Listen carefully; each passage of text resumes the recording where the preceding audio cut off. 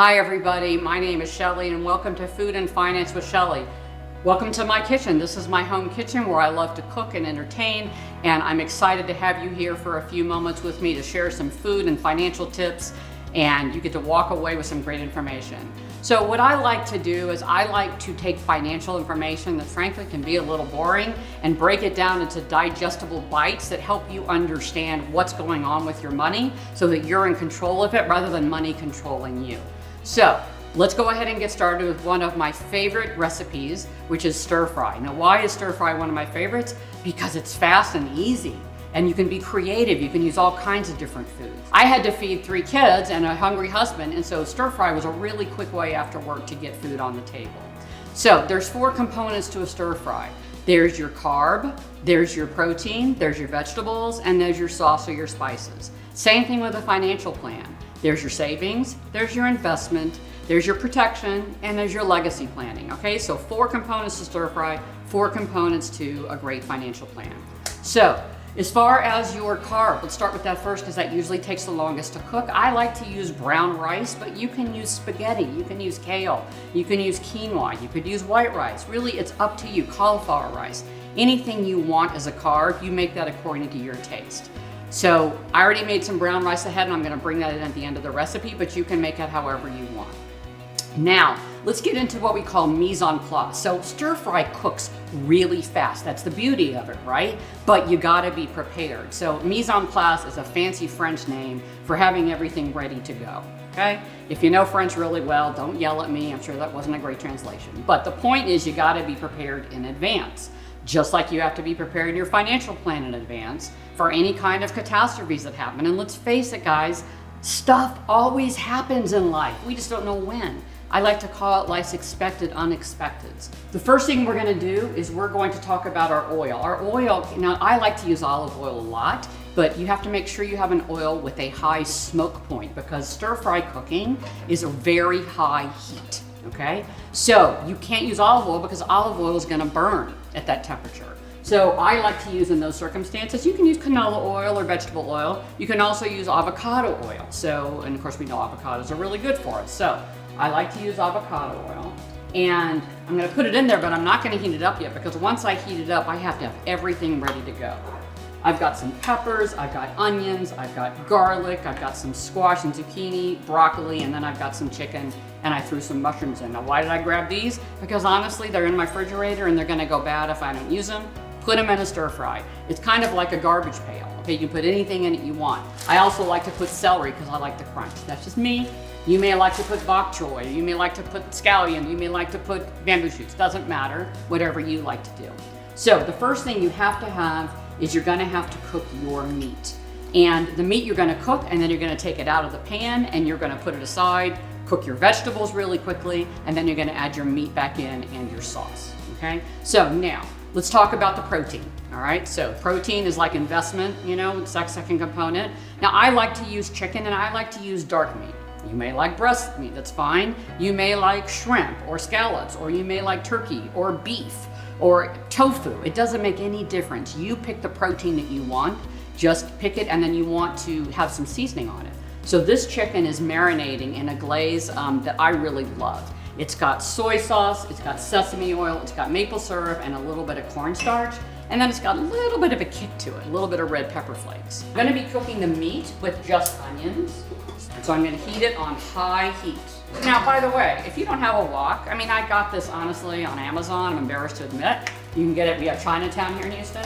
But if you don't have a wok and you've got a big skillet, you can use that too. The thing about the wok is that it cooks food along the sides of the pan better and your food doesn't sit and steam. So you just have to know your own pan, but don't feel like you have to go out and buy a lot of fancy equipment. So we're gonna stir the onions around.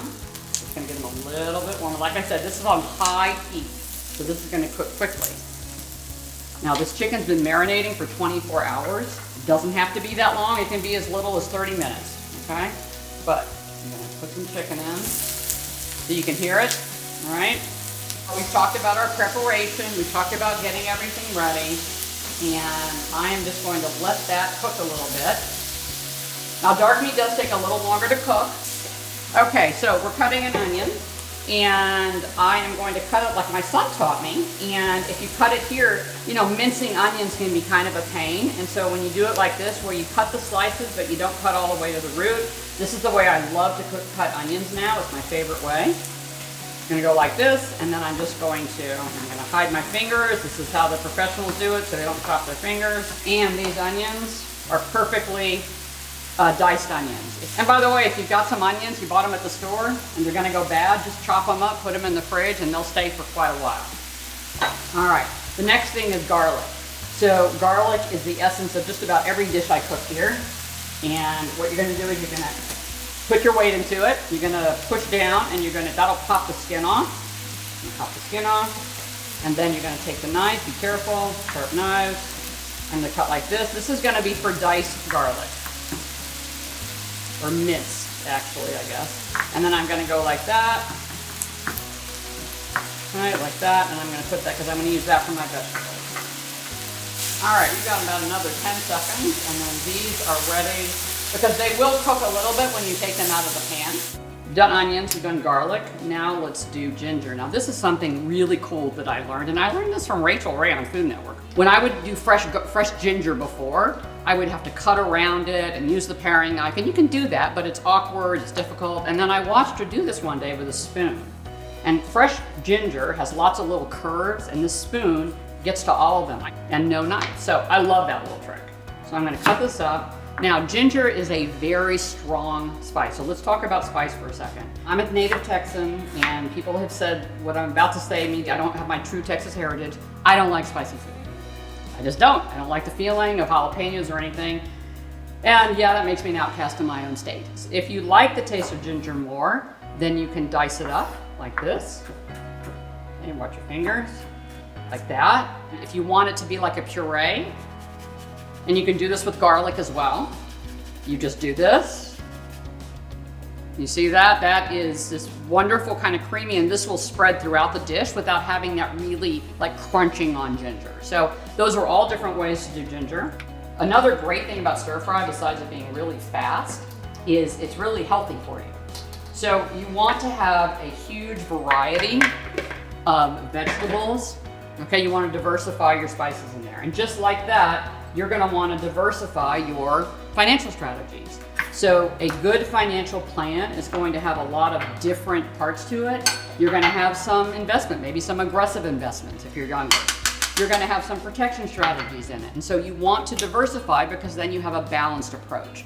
And really the concept is, if something is doing really well in your portfolio and something else is doing poorly, you don't want them doing all good or all bad at the same time. So we talked about diversifying the types of food you put in your stir fry and diversifying your investments. That can be by tax strategies, that can be by industry, that could be by insurance versus stocks. There's all kinds of ways to diversify. It's actually a great way to cut up a pepper that I actually saw, on a cooking show. Can you sense a thing there? And so I'm gonna put that aside. I'm gonna take my knife, and see I've cut either side like that. And then I'm gonna open it up at one of the ends. And then I'm gonna kind of open it like this, and I'm going to cut it along here. Careful your fingers, put it in a garbage bowl. I'm gonna cut it here, and what you end up with after you cut all this white stuff out is you end up with this perfect roll of pepper. And then you can cut it into any way you want. Now, I personally like it in strips, so I'm gonna do this in half, and then I'm just going to go like this. Okay, so that's how I cut my pepper. Here I use different color peppers for variety and also for visual appeal. If you'll notice the colors here, I've got green, I've got yellow, I've got orange, I've got brown. All that is intentional, because food is about the eyes as much as the palate. And so it is really important to have the different colors. All right, and different textures. So another thing is when you cut your vegetables, now your celery doesn't have to be the same size as your pepper, it doesn't have to be the same size as your onion and your zucchini, but all the celery needs to be the same size. All the zucchini, all the carrots, if you have carrots, all the specific vegetables need to be the same size so that they cook evenly. Otherwise, you're gonna have a crunchy carrot and a mushy carrot kind of thing. Same way with investments. You need to have a regular strategic investment strategy. So what does that mean? It means investing regularly. It means having a decision that you're going to put money in your retirement plan, okay, and get the match from your company. It means doing something intentional over and over again with your money. Remember, this pan was hot before. We're going to put a little more avocado oil in it. Remember, we're not going to put olive oil. Why? Because it has a high smoke point. It's going to burn, okay? So we're going to start dumping everything in. The first thing we're going to do is dump some onions. Now, I'm not really measuring this because, you know what? It just doesn't matter. This is my recipe. You may not like onions, so don't put them in, okay? That's your recipe, all right? Everyone's recipe is different, and this will take maybe, I don't know, 45 seconds or something. Everything cooks very quickly, so you need to be on top of it. You need to watch it. This is not a dish where you can make it and then walk off somewhere for 10 minutes and come back. And we also like to pay attention to our financial strategies. And you want to ask if you're confused or something you don't know why you're doing it, ask your advisor and make them answer the question, okay? Don't let them say, oh, don't worry about it, I've got it covered. All right, now we're going to add our garlic in. And those of you who have stuck with me in this series know I love my garlic. Now, we're going to start adding the foods that are going to take longer to cook. Now we're going to add our broccoli in, because broccoli takes a little time. This was fresh broccoli that I got a huge bag of, organic, and then I packaged it in the freezer. So I always have small containers of broccoli ready to go for my family. And I'm going to throw in the zucchini. Now, I'm not putting any seasoning in right now. I am going to add a little bit of soy sauce in here just to give it some moisture, and a little bit of sesame oil. Spice is very personal. Flavor is personal. So I mentioned, being from Texas, that I don't like spicy food. One of my daughters eats habanero salsa with a spoon. Now, those of you who aren't Texas and may not know what habaneros are, they are seriously spicy peppers. They make jalapenos look mild and calm. Spices are very, very personal. And what your spice tolerance is how you should cook. But the point is, you get to choose, and your spice tolerance doesn't have to be anyone else's. Just the same as your risk tolerance financially doesn't have to be anyone else's. So, I've got clients who think investing in all stocks is the best thing they could ever do. They love it. They have fun tracking the market. They go crazy. I've got other clients who are like, okay, I know I need to invest in the market. Kind of scares me, but I'm going to do it. You're going to help me through it. Great. Others will not go near stocks at all. Okay? It takes all kinds, and all of those are correct because all of those are accurate for those people. So just like you have a spice tolerance, you have a risk tolerance. And whatever you do financially has to correspond to that. All I need to do is add the mushrooms. I waited on the end for the mushrooms because I didn't want them to get too soggy. All right. And while this is finishing cooking, I am now going to make our sauce. So like I said before, this sauce, this is the same marinade. So I'm going to add about 3 tablespoons of soy sauce. Then I'm going to put maple syrup. Who doesn't like maple syrup? And here's the thing, this is pure maple syrup. If you're going to put this kind of stuff in your meal, spring for the good stuff. You don't use a lot of it. And honestly, this stuff is so much better than the stuff with chemicals in it. This is, pure stuff. Same thing with your financial idea. Don't try to cheapen your way. It's important to understand fees, but it's also important to understand total return. Okay, you need to look at the entire picture, the return on your investment, and not just what the expense is. So just pay attention, that's all I'm saying. I'm going to put a little bit of cornstarch in here. And actually, I'm going to mix this in here. Cornstarch, the trick is to stir it in a little bit of liquid separately. Make it a paste, like this. This will help you avoid lumps. See, look how that is, it's a real thin, little smooth paste. And I'm going to stick it in here, and then I'm going to mix it in. And we are just about done. So let me sprinkle that in. And then I'm going to put the meat back in. This is gorgeous. So what do we have in here? We have meat. I chose chicken. That's my family's favorite, but you can choose anything you want, any protein. And we've got vegetables. Look at these gorgeous vegetables. Look at all the color we have. We've got the red peppers. We have the orange peppers. We have the green broccoli.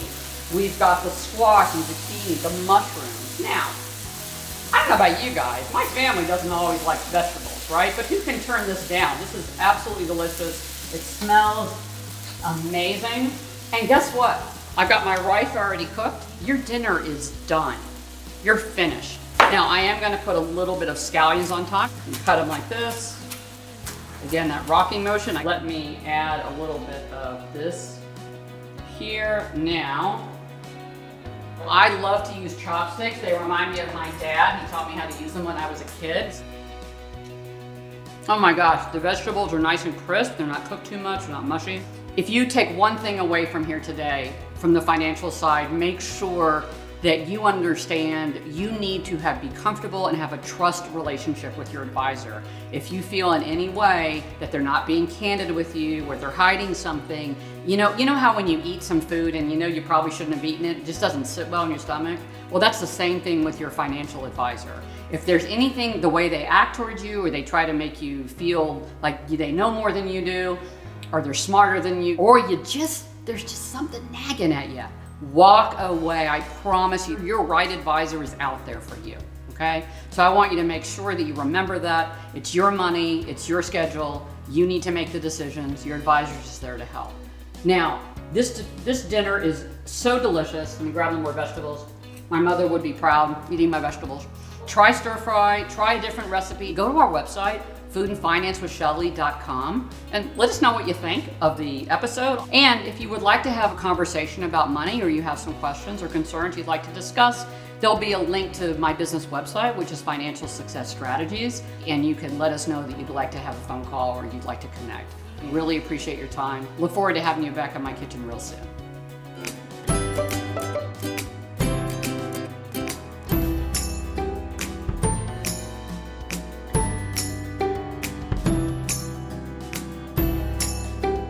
Here we go, grab a mushroom. Whoops, see? You know what? If you can't laugh at yourself, everyone else is going to. Oh my gosh, that marinade, that little maple syrup in there?